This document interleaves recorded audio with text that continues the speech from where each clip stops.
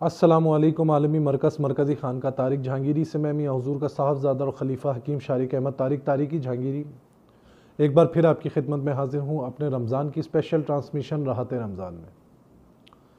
आज की इस ट्रांसमिशन का आगाज़ हम जिस मुबारक हस्ती से करने जा रहे हैं, आपका इसमें मुबारक हज़रत ख्वाजा नबी रज़ा शाह साहब हैं। आपकी विलादत बासआदत सन 1284 हिजरी 25 रबीउल अव्वल में हुई।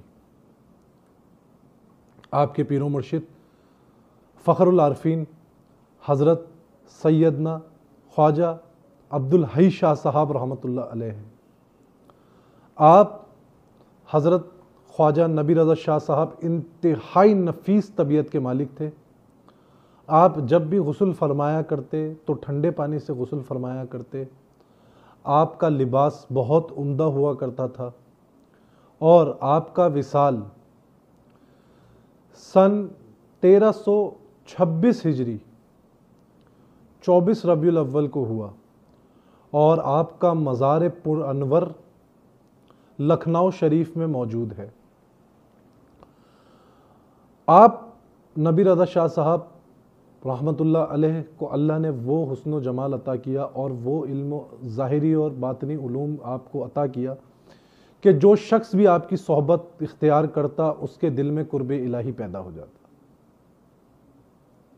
आपको कमोबेश आपने 7 सिलसिलों से आपको खिलाफत व इजाज़त थी, जिनमें सिलसिला सोहरवर्दिया, सिलसिला नक्शबंदिया, सिलसिला अब्बुल-उलाई, सिलसिला फिरदौसिया, सिलसिला कादरिया, सिलसिला चिश्तिया साबरिया और सिलसिला निज़ामिया इमदादिया है। आप जब भी किसी को बैत फरमाते तो आप उसको सिलसिला कादरिया के अज़कार उसको आप अता करते। एक वाक़िया जो कि आपसे मंसूब है, आपके एक पीर भाई हुआ करते थे जिनका नाम हाफिज मकबूल अहमद उर्फ हाफिज साहब था। एक दफ़ा का जिक्र मिलता है कि हाफिज मकबूल साहब आपके साथ आपके हुजरे में मौजूद थे। आप मुसल्ले पे तशरीफ़ फरमा थे और आपके सामने लालटेन जल रही थी और आप मुसल्ले पे मौजूद थे। आप अपने ज़िक्र व अस्कार व अशगाल में मशगूल थे कि आपके जो पीर भाई हैं वो आपके हुजरे से उठ के बाहर गए। तो बाहर जाके जब दोबारा आपके हुजरे में आए तो वो क्या देखते हैं कि मुसल्ले के ऊपर एक शेर बैठा हुआ है। वो डर गए और डर के वापस हुजरे से बाहर भागे। तो अंदर से आवाज आई कि हाफिज साहब आप अंदर आ जाइए, अंदर मैं ही मौजूद हूं। तो जब आप अंदर गए, हाफिज साहब जब अंदर गए तो हाफिज साहब ने आपको असद जहांगीरी के नाम से आपको लक़ब दिया कि हजरत बेशक आप जहांगीरी सिलसिले में असद जहांगीरी हैं। तो वहां से आपको असद जहांगीरी का लक़ब मिला। अल्लाह रब्बुल इज़्ज़त आपका ख़ास फ़यूज़ व बरक़ात हमें नसीब करे, हमें अता करे और आपकी तालीमात व ख़ास पर हमें चलने की अस्सलाम वालेकुम वरहमतुल्लाह। वालेकुम अस्सलाम। शारिक भाई, आज के इस ट्रांसमिशन में सूरह जिन के अमल के मुतालिक आप इसका अमल तालीम फरमाएँ, इसके ज़कात का तरीका और तादाद तालीम फरमाएँ। देखिए, सूरह जिन जो है ना, वैसे तो हर आम आदमी को पढ़ने की इजाज़त नहीं है ज़कात अदा करने के लिए। तो अगर कोई आम आदमी पढ़ना चाहता है तो 41 मरतबा रोज़ 40 दिन तक पढ़ सकता है और ख़वातीन 21 दिन तक पढ़ सकती हैं। ठीक है। इसके अलावा इसकी एक तादाद और है, 101 मरतबा रोज़ाना 40 दिन तक पढ़ी जाए और ख़वातीन जो है वो इसी तादाद को 21 दिन पढ़ें। ठीक है। इसकी एक तादाद और है कि 125 मरतबा 21 दिन तक पढ़ी जाए या 125 मरतबा 11 दिन तक पढ़ी जाए।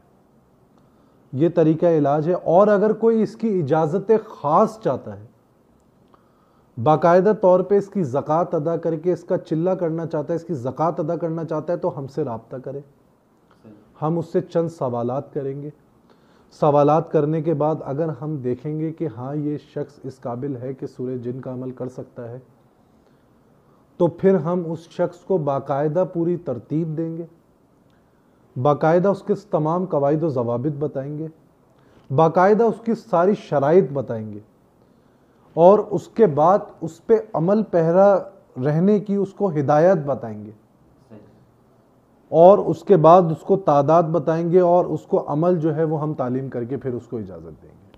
सही, जज़ाकल्लाह।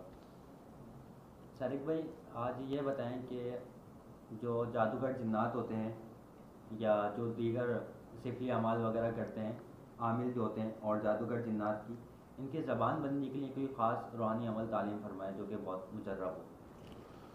देखिए, इसकी ज़ुबान बंदी किसी आमिल के लिए, किसी आमिल की ज़ुबान बंदी का अमल जो मैं बताने जा रहा हूँ अभी, वो कोई ऐसा ही आमिल करे जो सूरह कौसर की जिसने ज़कात अदा की हो, सूरह कौसर का बाकायदा आमिल हो। कोई आम आदमी अगर इसको करने की कोशिश करेगा तो उसके नताइज संगीन भी हो सकते हैं। ये आपने सवाल ले लिया, किसी ने सवाल किया होगा तो आपने सवाल लिया तो मैं इसका जवाब दे रहा हूँ, लेकिन किसी आम आदमी को इस पे करने की, इसको करने की इजाज़त नहीं है। और जो इजाज़त लेना चाहता है वो हमसे राब्ता करे, राब्ता करने के बाद हम उसको इजाज़त देंगे। ठीक है। सूरह कौसर पढ़नी है तकरार के साथ। तकरार का तरीका हम बता चुके हैं, अपनी मुख्तलिफ पहले भी ट्रांसमिशन में बता चुके हैं और अपने मुख्तलिफ में प्रोग्राम्स में भी तकरार का तरीका बता चुका हूँ। एक ताला लेना है, लाल कपड़ा लेना है, थोड़ी सी हल्दी लेनी है और थोड़ा सा सरसों का तेल लेना है। दो तरीके हैं, वो मैं दो तरीके बताऊंगा। रोजाना 111 मरतबा पढ़कर उन चारों चीजों पर दम करना है। 21 दिन तक करना है। इन्हीं चीजों पर, जो चीजें आपने बताई हैं, बिल्कुल इन्हीं चीजों पर दम करके उसके बाद उस ताले को बंद कर देना है। आखिरी जब 21वां दिन होगा उस ताले को बंद करना है, कपड़ा लगाना है, कपड़े के अंदर ताले को बंद करना है। उसके बाद उस कपड़े को तेल से तर करना है, उस ताले वाले कपड़े को जो जिसके अंदर ताला है, और उसके ऊपर उस हल्दी को डालना है। हल्दी जस्प होती रहे, हल्के हल्के हल्दी डालते रहे, हल्दी जस्प होती रहे। और जब वो हल्दी जस्प हो जाए तो उस हल्दी को लेकर, उस ताले को लेकर जो कपड़े और हल्दी और तेल में जो है हमने ताला बंद किया है, उसको किसी दरिया में, किसी नहर में, किसी समंदर में फेंक दें। जब तक वो ताला पानी में रहेगा तब तक आमिल की उस शख्स के लिए जुबान बंदी भी हो जाएगी, पैर बंदी भी हो जाएगी, दिमाग बंदी भी हो जाएगी। ना आमिल उसके बारे में सोच सकेगा, ना आलिम उसके बारे में बोल सकेगा, ना आमिल उसके बारे में पढ़ सकेगा, और ना ही आमिल उसकी तरफ उसके लिए कोई नुकसान करने के लिए कहीं और अपने कदम बढ़ा सकेगा। एक तरीका ये है। दूसरा तरीका जो है वो इससे भी ज्यादा खतरनाक है, वो कोई आम आदमी ना करे तो अच्छा है। वैसे मैं बताना नहीं चाह रहा लेकिन फिर भी मैं बताऊंगा। 3 कीले लेनी है, उन तीनों कीलों के ऊपर रोजाना 313 मरतबा या 363 मरतबा पढ़ें सूरह कौसर। 7 दिन का अमल है, 7 दिन तक उस पर रोजाना दम करते रहें।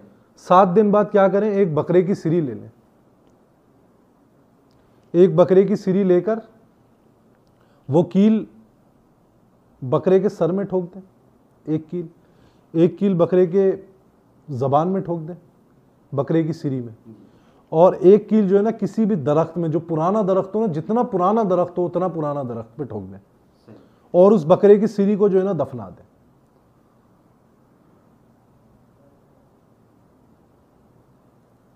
तो ये भी जुबान बंदी, दिमाग बंदी और पैर बंदी के लिए बेहतरीन अमल है। लेकिन इसकी इजाजत किसी भी आम और खास को मेरी तरफ से नहीं है। ये एक तरीकाकार है, एक तरीका है जो मैंने बता दिया, क्योंकि आपका सवाल था तो मैंने तरीका बता दिया कि हाँ ये तरीका है, इस तरीके से होता है, हो सकता है। लेकिन इसकी इजाज़त हर आम आदमी को नहीं है, हर ख़ास आदमी को नहीं है। जो लेना चाहे वो बिलखुसूस मुझसे बिलमुशाफ़ा मुलाकात करे, और मुलाकात करने के बाद अगर मैं देखूंगा कि हाँ इसको इजाज़त दे सकते हैं तो फिर उसको इजाज़त देंगे। यानी वो ही इजाज़त है आपसे जिन्होंने बाकायदा इसकी ज़कात भी अदा की हुई है, बिल्कुल, और कम से कम 3 साल रियासत। रियाजत में हो उसकी। अच्छा, ये जो आपने दूसरा अमल बताया है, ये जो पढ़ाई करेगी ये भी तकरार के साथ ही करेगी? बिल्कुल, अच्छा, आपने तकरार के इसमें साथ। कीलों का जिक्र किया है, तो कीले कोई भी हों, लोहे की, स्टील की, अलग अलग मुख्तलिफ कीले मिलती हैं, कीले कोई भी हो। कोई सी भी कीले हो, सही। और दूसरा सवाल ये कि आपने सीरीज में आपने दफन करने के लिए कहा है, तो किसी वीराने में कोई ख़ास जगह इसके दफन करने की ये भी बता दें।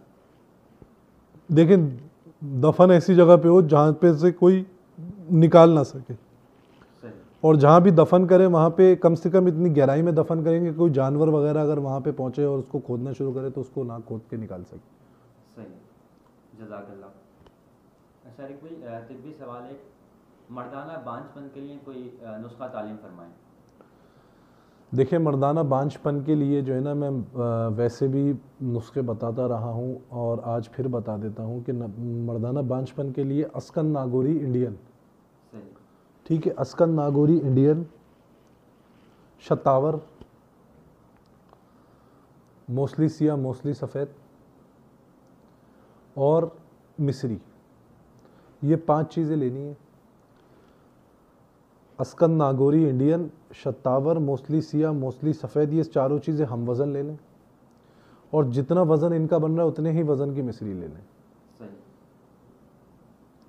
इसका इस्तेमाल करें आधी आधी चमची सुबह शाम नाश्ते खाने के बाद। सही, और अपनी रोज़मर्रा की रूटीन में जो है ना, किशमिश का इस्तेमाल करें, किशमिश और भुने चनों का, जो मर्दाना बांझपन का शिकार है। सही, तो इंशाअल्लाह बांझपन का ख़ात्मा हो जाएगा और इस मर्ज से जो है ना छुटकारा मिल जाएगा। सही। ये दिन में किसी भी टाइम खा सकते हैं भुने हुए चनों की? आदि दिन में जब भी भूख लगे तो कोशिश करें कि इसी पे गुजारा करें, और कब्ज़ ना होने दें। शुगर के मरीज़ हैं तो शुगर ना बढ़ने दें, कब्ज़ के मरीज़ हैं तो कब्ज़ बिल्कुल ना होने दें, पेट बिल्कुल ख़राब ना होने दें अपना। शारिक भाई, एक भाई ने ख्वाब की ताबीर के हवाले से रब्ता किया है। कहते हैं कि ख्वाब में किसी शख्स का ख़ुद को जंगल में या किसी वीराने में देखना और परेशानी की हालत में देखना, और उसके बाद जो है कोई राह तलाश करना वापसी के लौटने के लिए, इसकी क्या अलामत होगी, ये बताएं। देखें, इसकी अलामत ये है कि अगर वापसी की रास्ता मिल गया है तो इसकी ये अलामत होगी कि किसी मुश्किल से निजात पाएंगे। सही, और वापसी की राह नहीं दिखी है, नहीं मिली है और परेशान है, तो फिर जो है ना इनको परेशानी की अलामत है।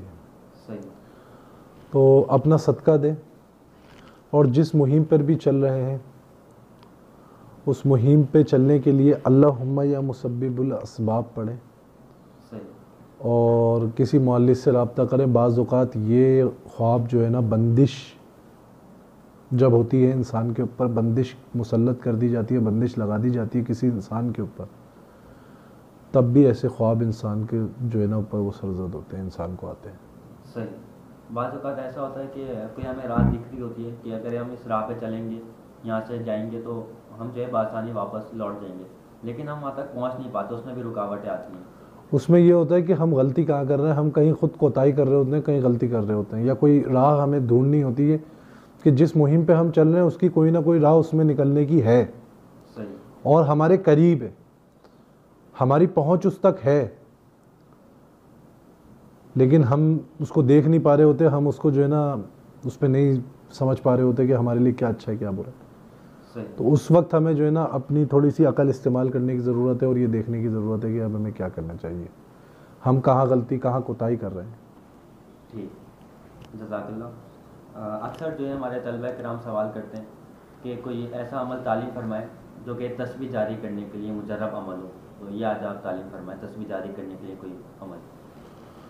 देखो, तस्बीह जारी करने के लिए एक अमल में बताता चलूँ कि सूरह आला की आयत नंबर 1, जी, ये 101 मरतबा पढ़ी जाए उसी तस्बीह पे जिस तस्बीह पे अमल, जिस तस्बीह को जारी करना है। सही, और उसके बाद पढ़ने के बाद जो है ना उस पे दम करा जाए उसी तस्बीह पे, तो सही। तस्बीह जारी हो जाती है। लेकिन कोशिश ये करें, कोशिश क्या, इस काम को लाजमी करें सही, कि उस तस्बीह को पहले धो लें साफ़ पानी से और उसको पाक कर लें, उसके बाद उस तस्बीह पे ही अमल करें, तो इंशाअल्लाह ये सबसे आसान तरीका है तस्बीह जारी करने का।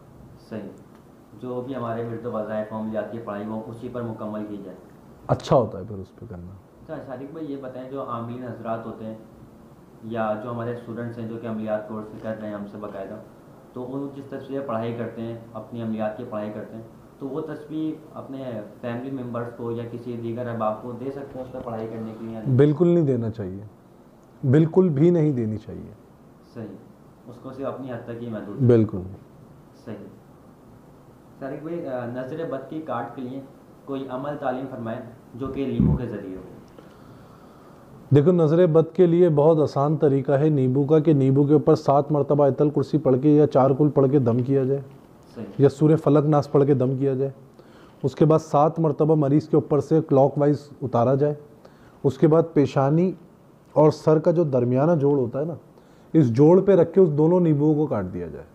सही। सही है। पहले नींबू के जो दो हिस्से, एक हिस्सा सीधे हाथ के नाखूनों पे और एक हिस्सा उल्टे हाथ के नाखूनों पे मला जाए, सही। रस वाली जो जगह होती है उसकी। दूसरे नींबू को पैरों पे किया जाए और उसके बाद वो नींबू फेंक दिए जाए। सही।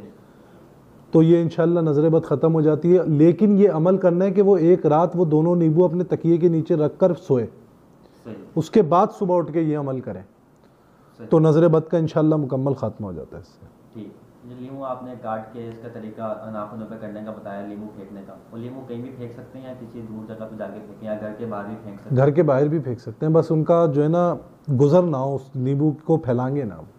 सही।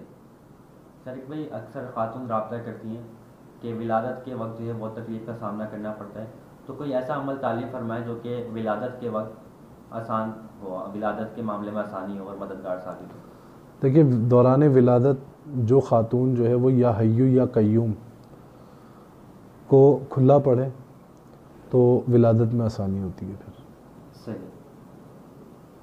अक्सर लोग रब्ता करते हैं कि हमें जो है डरावने ख्वाब आते हैं, तो डरावने ख्वाब से जो है निजात के लिए कोई अमल बताएं। देखो, डरावने ख्वाब अगर बीच में डरावने ख्वाब देख के उठ जाए तो सबसे पहले तो ये करना चाहिए कि लाहौल पड़े। सही। लेकिन अगर एक तसलसल से आ रहे हैं ना, तो फिर रोज़ाना की बुनियाद पे या मुतकब्बिर हो 21 मरतबा पढ़कर खुद पे दम करें और फिर सो जाए, तो इंशाल्लाह फिर डरावने ख्वाब नहीं आएंगे। सही। शारिक भाई, नफ्से अम्मारा से निजात के लिए कोई इसम तालीम फरमाएं। देखें, नफ्से अम्मारा से निजात के लिए जो है ना, वो मियाँ साहब ने बहुत सारे अमल बताए हैं, लेकिन सबसे छोटा और सबसे आसान अमल जो है ना, या खबीरो 313 मरतबा पढ़ा जाए और पानी पे भी दम करके पिया जाए, ख़ुद पे भी दम करके पिया जाए, तो इंशाल्लाह नफ्से अम्मारा से जो है ना वो निजात मिल जाती है। सही। अक्सर जो है हमारे यहाँ लोगों को बेटे की ख्वाहिश होती है कि हमारे यहाँ विलादत जो है बेटे की हो, तो बेटे की विलादत के लिए भी कोई अमल तालीम फरमाएं। देखें, बेटे की विलादत के बाद जो मर्द अहबाब है ना, बेटे की विलादत के लिए जो मर्द अहबाब है ना, वो या बारियों हर जुम्मे की नमाज के बाद कम से कम 111 मरतबा पढ़ें और फिर दुआ करें अल्लाह रब्बुल इज़्ज़त से कि जो है ना बेटे की विलादत हो तो इंशाल्लाह औलाद नरीना पैदा होगी। सही। बहुत शुक्रिया। शारिक भाई, आपसे एक सवाल करेंगे कि आपने अपनी मामलात ज़िंदगी में किसी रूहानी मखलूक से मुलाकात की है जागती आंखों से? क्या मामला रहा आपका उनकी मुलाकात से, ये ज़रा आप आज हमें बताएं। देखें, एक जो है ना, मैं वाक़या बताऊँ, एक वाक़या मेरे साथ रोनुमा हुआ था। वो ये हुआ था कि हम जो है ना जब छोटे से थे, ज़्यादा बड़ा नहीं था, मैं छोटा सा था, तो हमारे चचा जो है ना वो पढ़ाई वढ़ाई करने जाते थे, चिल्ला करने जाते थे, तो हम जो है ना उनके साथ जाते थे। सही। अच्छा, हमें ये शौक़ होता था कि हम घूम फिर के आएंगे और वो अपनी पढ़ाई करते थे जाकर, तो वो जाके बैठते थे वीराने में। तो एक दफ़ा जो है ना मैं वहाँ गया, तो जो है ना मैंने 2-3 चीज़ें देखी। एक मैंने देखा कि सामने पिलर था, पिलर के पीछे कोई एक चीज़ खड़ी हुई है, पूरी सफ़ेद है। सही। ऊपर से लेकर नीचे तक, और उसके चेहरे का ना कोई नक्श है ना कोई निगार है, कुछ भी नहीं है। बस ऐसा लग रहा है कि है कोई चीज़ है, लेकिन कोई नक्श और निगार नहीं है उसके चेहरे पे। सही। और वहाँ हम लोग बैठ जाते थे, वो अपनी पढ़ाई करने बैठ जाते थे, हम वैसे ही बैठ जाते थे। तो वहाँ पे ना हमने फैमिलीज़ को सुना कि फैमिलीज़ जो है ना आपस में बातें कर रही हैं, और वहाँ पे दूर दूर तक जो है ना कोई भी फैमिली नहीं थी, कोई नहीं था, ना कोई रिहाइश थी, ना कुछ था, ना कोई घर था, ना मकान था। बहुत लंबा मैदान था, इतना लंबा मैदान था कि हम अगर देख के हम बोले ना हम पैदल चलेंगे तो हम हिम्मत नहीं कर सकते कि हम पैदल चलेंगे। इतना बड़ा मैदान था वो, इतनी यानी कि दूर दूर तक कोई आबादी नहीं थी, कोई दरख्त कुछ भी नहीं था। तो वहाँ पे मैंने ये चीज़ देखी थी। तो मैंने फिर घर पे आके पापा को बताया कि मैंने ऐसी ऐसी चीज़, ऐसी ऐसी मखलूक देखी है, और ऐसी मखलूक के बारे, ऐसी लोगों को, औरतों को बातें करते हुए सुना है मैंने। तो पापा ने मुझे मना करा कि अब तुम नहीं जाना, लेकिन हम छोटे थे, हमने जिद करी कि नहीं हम जाएंगे, मैं तो जाऊंगा। तो चचा जाने लगे तो हम गाड़ी में बैठ गए चचा की कि नहीं हम भी चलेंगे। मैं फिर चला गया। फिर गया ना तो उस दिन में बहुत ज़्यादा डर खा, मुझे बहुत ज़्यादा डर हुआ, बहुत खौफ आया मुझे ना उस दिन मेरे साथ ऐसा वाक़या रोनुमा हुआ कि मैं ये देखता हूँ कि मैं जहाँ जहाँ चल रहा हूँ ना, मैं बैठा हुआ हूँ, साया खड़ा हुआ है, एक साया है जी। जैसे लाइट की रिफ्लेक्शन होती है ना, लाइट कोई हमें, सूरज हमारी कमर पे, अगर हम सूरज के जैसे ओपोजिट खड़े हुए, सूरज हमारे पीछे, हमारा साया आएगा ज़मीन पे, ऐसा ही है ना। लेकिन वो साया ज़मीन पे नहीं है, साया आसमान पर है। अच्छा। ज़मीन से आसमान पर है। अब जाहिर सी बात है जब चिल्ला करने गए तो टाइम रात का है, वक्त भी रात का है कि सूरज के, चलो हम सूरज है तो साया आ रहा है। दूर दूर तक वहां कोई लाइट नहीं है, दूर दूर तक वहां कोई दरख्त नहीं है।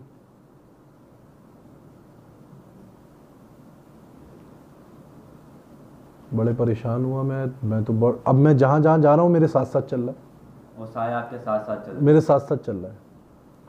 मैं बैठ गया तो मैं उसको देख रहा हूँ, वो खड़ा हुआ है। अच्छा, अब मेरा साया हो तो मैं बैठ रहा हूँ तो वो भी बैठ गया, बिल्कुल ऐसे ही। वो नहीं बैठ रहा, वो खड़ा हुआ है। और कदो कामत में वो ऐसा है कि मैं सिर्फ उसकी कदो कामत का अंदाज़ा आपको ये बता सकता हूँ, आप इससे लगा लें कि वो ये जो एक पूरा होता है ना, एक उंगली में 3 पोरे होते हैं जी, वो ऐसे मुझे एक पोरे पे उठा लेगा अपने, सिर्फ एक पोरे पे ऐसे मुझे रख के ऐसे उठा ले। ये मैं महसूस कर रहा हूँ कि ये इतना कदो कामत है इसकी, और ये इतना ऊंचा है, इतना ताकतवर है कि ये मुझे एक पोरे पे जो है ना ऐसे रखेगा, मैं इसके एक पोरे पे खड़ा हूंगा और ये मुझे ऐसे उठा लेगा। तो मैं बहुत डरा, और डर के जो है ना फिर मैं वापस चचा के साथ ही घर आ गया। वो रात मैं जिंदगी में कभी नहीं भूल सकता। फिर मैंने पापा को बताया कि मैंने ना आज ये देखा है और अब मैं नहीं जाऊंगा। तो पापा ने बोला नहीं, उससे डरने की ज़रूरत नहीं, उसने कुछ किया? मैंने बोला नहीं। बोलने बस अगर जाना हो तो चले जाना, वो हिफाजत के लिए। सुभान अल्लाह।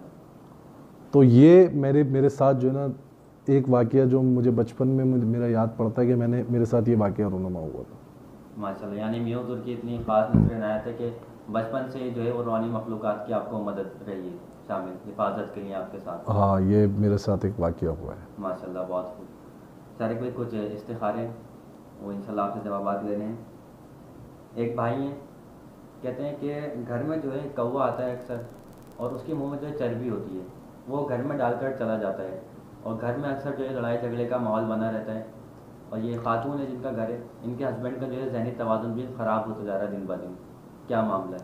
देखिए, इनके साथ जादू के मामलात हैं, इनके साथ जो है ना जादू के मामलात हैं, और ये अपना बाकायदा इलाज कराएं। और कामिल को जो आमिल है ना, वो बहुत शदीद और बहुत तगड़ा आमिल है जो इनके ऊपर ये जादू के मामलात कर रहा है। और इनसे जो है ना, जिसने भी इस आमिल को जादू के ज़रिए इनको परेशान करवा रहा है, वो सिर्फ़ और सिर्फ दुश्मनी है और कुछ भी नहीं है। और अपना इलाज जल्द से जल्द कराएं, इसके मामलात जो है ना बहुत ज़्यादा संगीन भी हो सकते हैं।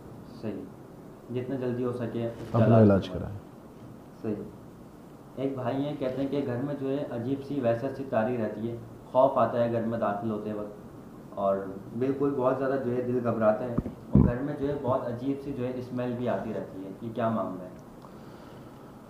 देखिए, बाज़ औक़ात ऐसा होता है कि बाज़ घरों में जो है ना खुद ब खुद ही आसेब पैदा हो जाते हैं, खुद ब खुद ही जो है ना बंदिश लग जाती है, खुद ब खुद ही जिन्नात पैदा हो जाते हैं। इस पे भी हम किसी दिन प्रोग्राम करेंगे। इंशाल्लाह। तो इनको चाहिए कि ये जो है ना एक ख़ास धुनी हमारे यहाँ तैयार होती है ऐसे मरीज़ों के लिए या ऐसे परेशान हाल लोगों के लिए, ख़ास एक धुनी, एक बखूर तैयार किया जाता है जी।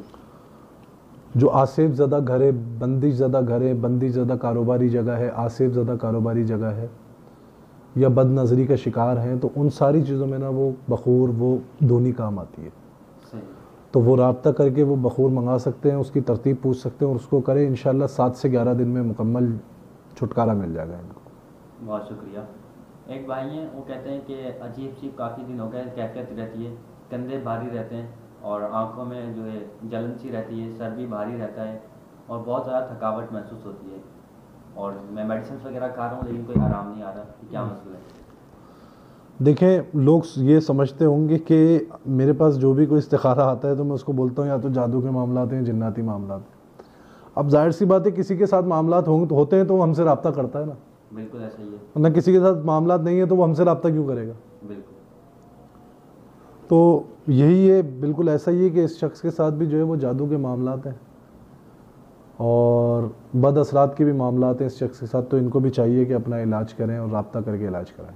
बिल्कुल, क्योंकि ऐसा ही है, लोग हम सुनते हैं मियाँ हुजूर की ट्रांसमिशन है, आपके ट्रांसमिशन है, लीगल प्रोग्राम वगैरह होते हैं, तो लोग अलामत ये बताई जाती हैं कि ऐसे ऐसे अलामत हैं और फिर वही मामला लोगों के साथ हो रहा होता है, उसी तरह के मसाइल का लोग शिकार होते हैं, तो उन्हें फिर ऐसा महसूस होता है कि हमारे साथ भी मामला आते हैं, तो फिर वो हमसे इसकी तशखीस करवा के बाकायदा इलाज करवाते हैं। बिल्कुल।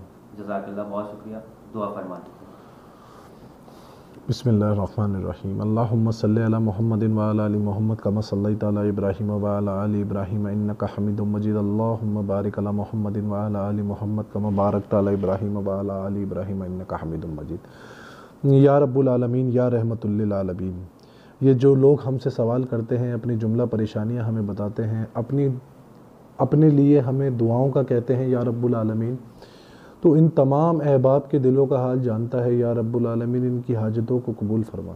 आमीन। या रब्बुल आलमीन, इनके तमाम दुख दर्द तकलीफ़ बीमारी परेशानियों से इनको निजात दे के इनके घरों में, इनके दिलों में, हमारे घरों में, हमारे दिलों में अपनी नेमतें, अपनी रहमतें, अपनी बरकतों का नुज़ूल फरमा। आमीन। या रब्बुल आलमीन, मियाँ हुजूर को उम्र खिज़री अता फरमा। आमीन। मियाँ हुजूर को जोड़ जोड़ तवानाई अता फरमा। आमीन। या रब्बुल आलमीन, मियाँ हुजूर का साया तादेर हमारे सरों पर कायम और दायम फरमा। आमीन। या रब्बुल आलमीन, मियाँ हुजूर का फैज़ान इसी तरह हम सब के ऊपर जारी और सारी फरमा। आमीन। या रब्बुल आलमीन, हमें तौफ़ीक अता फरमा कि मियाँ हुजूर के सिलसिले, मियाँ हुजूर की तालीमात को हम उसकी नशर व अशात करें। आमीन। या रब्बुल आलमीन, या रहमतुल लिल आलमीन, हमें इस्तिकामत के साथ चलने की तौफ़ीक अता फरमा। आमीन। या रब्बुल आलमीन, हमारा ख़ात्मा बिल खैर फरमा। आमीन। सुबहान रब्बिका रब्बिल इज़्ज़ति अम्मा यसिफून व सलामुन अलल मुरसलीन वल्हम्दुलिल्लाहि रब्बिल आलमीन बिरहमतिका या अरहमर राहिमीन बहक ला इलाहा इल्लल्लाहु मुहम्मद।